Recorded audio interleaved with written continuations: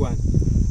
Tukafika mpaka hapa, wenyewe wanaita kwa mzungu pazuri, lakini kushutia movie ya kutisha like a zombie inaweza sana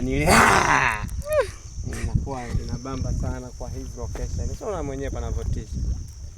Panatisha kweli kweli.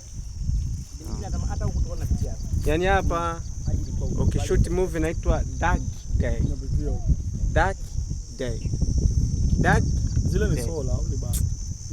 Utatisha sana. Bahati na sola. Vile ule ni umeme ule. Ule ni umeme wa sola. Panel, manake zile ni panel. Basi bwana, ndio hivyo mmeharibika. Wanasema hali ya hewa imeharibu kila kitu kama hivi.